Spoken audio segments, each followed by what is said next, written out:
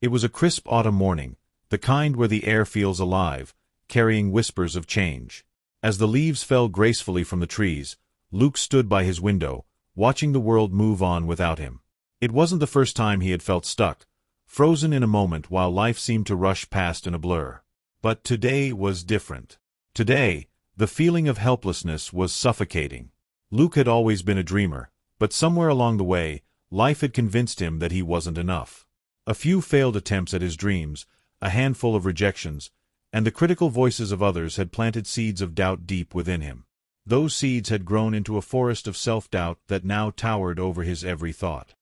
He had begun to believe he would never achieve anything meaningful. As he stared at the overcast sky, his mind echoed with questions he'd asked himself countless times. What if I'm not good enough? What if I fail again? But today, he remembered something his grandfather used to tell him as a child. Luke, he would say, the world can only tell you no. But you're the one who decides whether or not to believe in yourself. That's where your power is.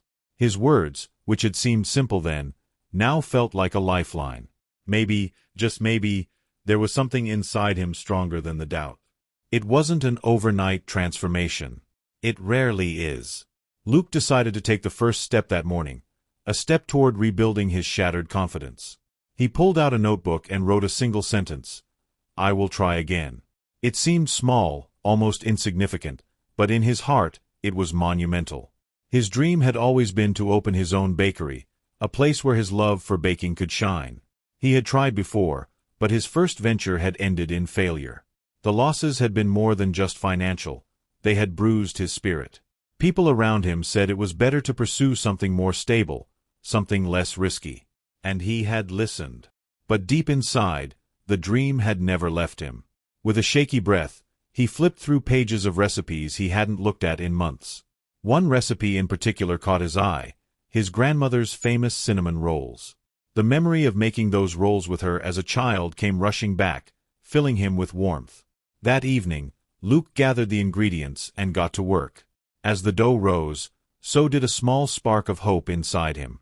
The kitchen was filled with the comforting scent of cinnamon, sugar, and butter, a reminder of the joy baking had always brought him. Over the next few weeks, Luke baked every day. Each batch of pastries he made wasn't just a test of his skills, but a test of his belief in himself. The doubt still lingered, of course, but every time he questioned himself, he remembered his grandfather's words. I am the one who decides. He decided to start small, selling his baked goods to friends, neighbors, and local cafes. His hands would tremble with nerves as he delivered his creations, but every sale, no matter how small, was a victory. Slowly but surely, his confidence grew. One day, he received a call from a well-known local cafe, asking if he could supply them with his cinnamon rolls on a regular basis. It was the break he had been waiting for. The cafe owner told him that his rolls reminded him of his childhood, of simpler times. It was a small reminder that his passion wasn't just his, it had the power to touch others too. But success wasn't without its challenges. There were days when the orders piled up, and he felt overwhelmed. Times when he made mistakes and doubted his ability to keep up. In those moments, the old fears crept back in, whispering that maybe he wasn't cut out for this after all. But Luke had learned something important during his journey. Self-belief wasn't about never doubting yourself.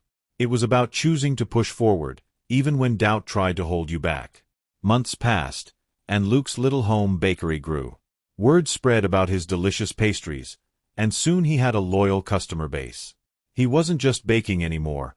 He was building something, his dream. One evening, as Luke sat in his now bustling kitchen, a customer sent him a heartfelt message. Your pastries make my mornings brighter. They remind me of my grandmother's kitchen, and for that, I'm grateful. Luke smiled, feeling a sense of accomplishment he hadn't known was possible. He had once believed that failure defined him.